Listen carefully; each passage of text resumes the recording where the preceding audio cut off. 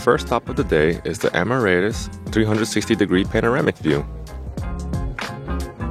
Not a bad way to start our morning. The tram we took near the hostel took us uphill for most of the time we were in it, so we're very high up in Lisbon now.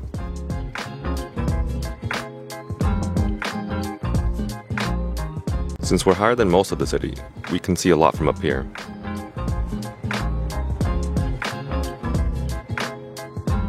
They had a lot of couches up here, so on nice clear days like today, it's good to just sit down to look at the city.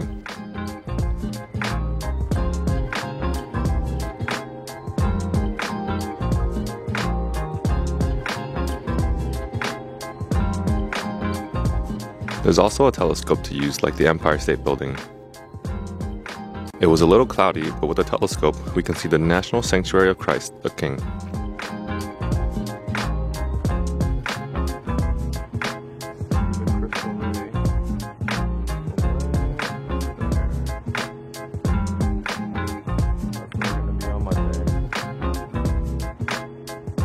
Kinda cool, but kinda scary too, that the plane was sorta close to us while we were up there.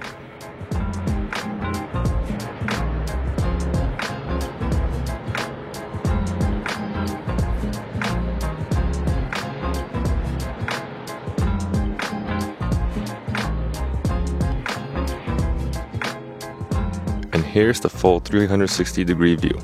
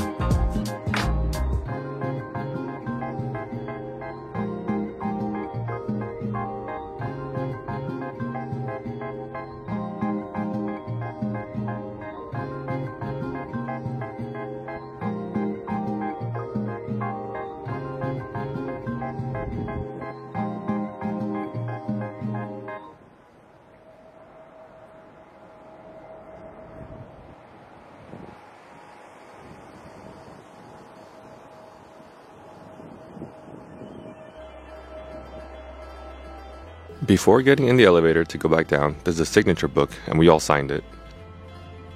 The elevator ride down gives very strong memories of the Empire State Building. 30 seconds, you will be able to find best brands, moving and running purchases, Amarairas shopping center, a new shopping experience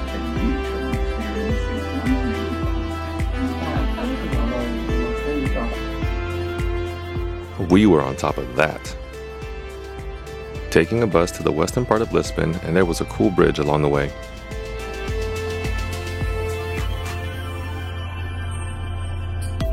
We got off at the Basilica da Estrela, a basilica in the middle of the city.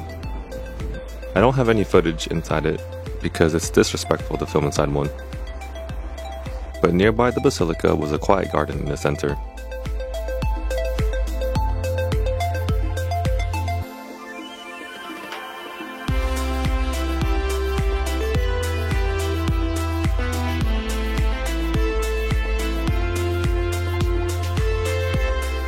After, we went to the park across the street since we had time to kill before the bus would come.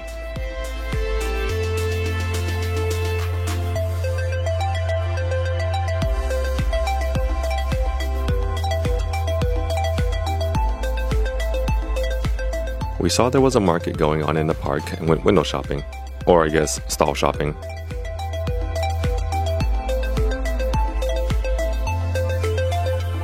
This stall was cool because there were handmade embroideries.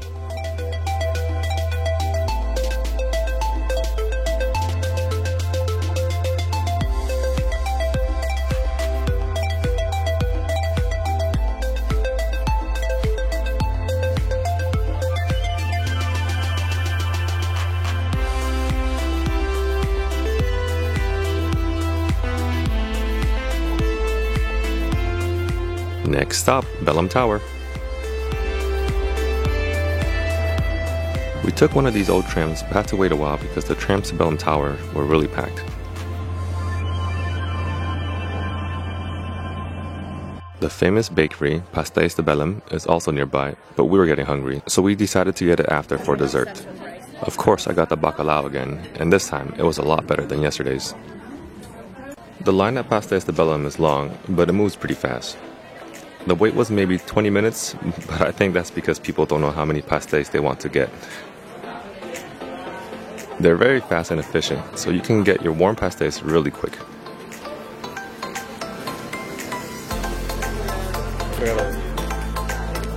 I got the goods. A few blocks away from Pastéis de Belém is the enormous Jeronimo's Monastery. It's really cool to see it even from the outside, but the inside is even better, and you'll see why later.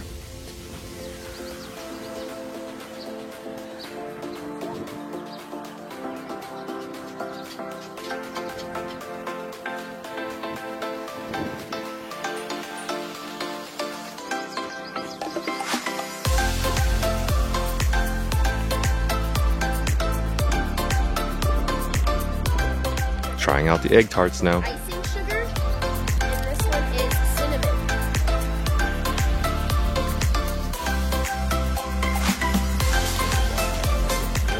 They come in this cute little box for, I think, at least 4, or maybe 6. So pastel de nata, or pastel de Belém, is a type of egg tart. You can get it anywhere, but I was recommended by a coworker to try this place because they have the best egg tarts apparently. Usually you eat them with cinnamon, but they also give icing sugar at Pastéis de Belém.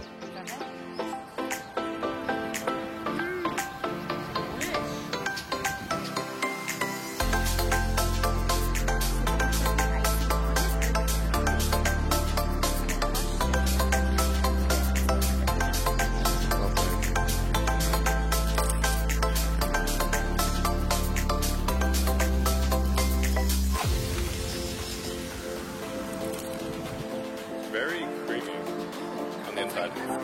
Very custody on the inside.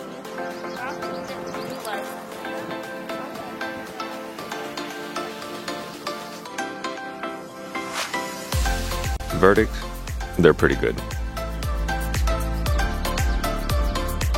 Now we're inside the monastery. A lot of people come here to check out all the different halls and of course to take pictures.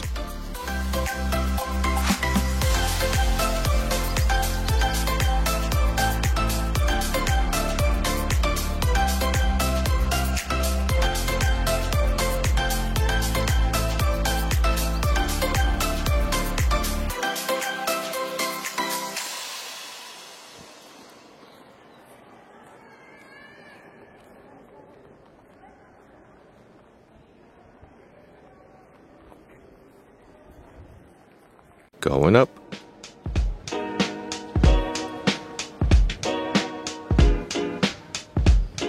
Now we're inside the cathedral where it's currently going under construction, but you can still see a lot of the interior, like the vaulted ceilings, the glass pane windows, and these paintings.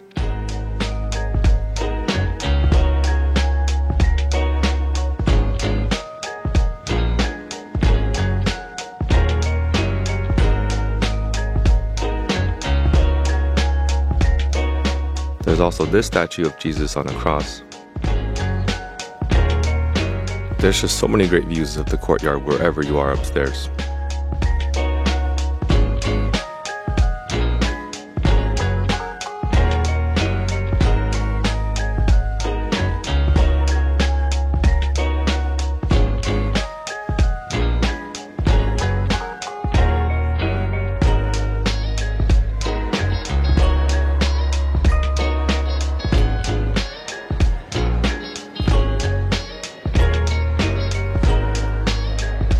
Now we're outside, heading to the Padrão dos Descobrimientos, or Monument of the Discoveries, and to get there we have to go through this nice park, complete with this thing that looks like a duck.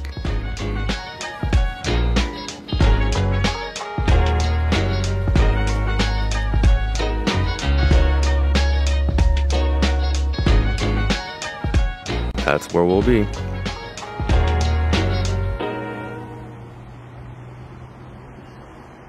But to get there, we have to go through this tunnel since the street above has a lot of traffic.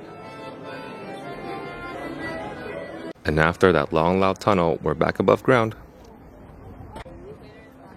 Before getting to the monument, there was this cool map of the world on the floor, and surrounding it was like a compass.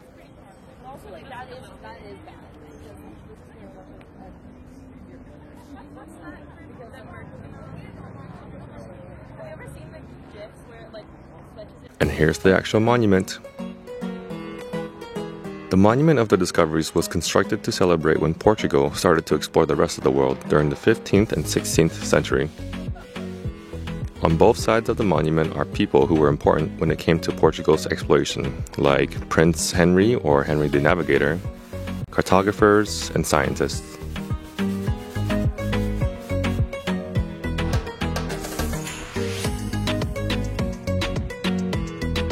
It's nice and calming to be by the water, just watching the boats sail by.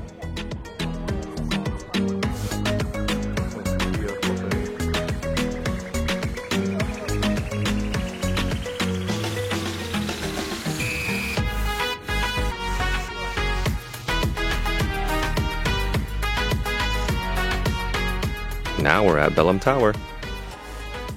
It was a little hard to get a good video of the tower since the lighting isn't ideal, but we'll have to deal with a bright background to see the tower better. And is that Christmas music I hear? Kinda weird to hear the Jingle Bell Rock while being at a historical site.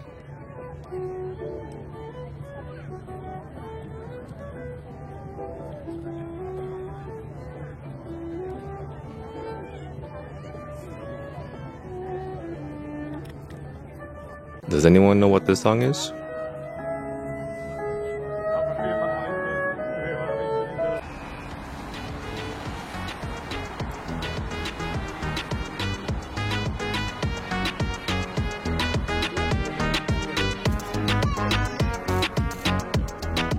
Now we're going to the LX Factory, one of my favorite parts in Lisbon. The area the LX Factory is in is a pretty cool place with a lot of restaurants, bars, and shops nearby. And there's also cool art like this giant bee on the wall.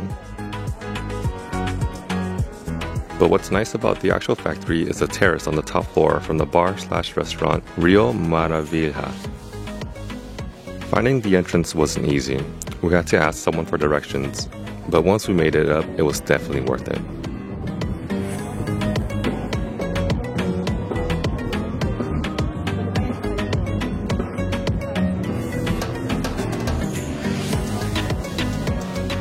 The unique thing on this terrace is the female statue that mirrors Christ the Redeemer in spectacular and colorful fashion from the opposite side of the river. The inside is just as nice as the outside, with a lot of space and a bunch of funky colors.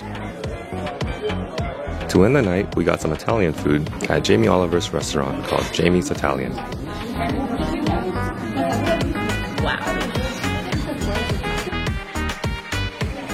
And that's Portugal Part 2. Thank you for watching.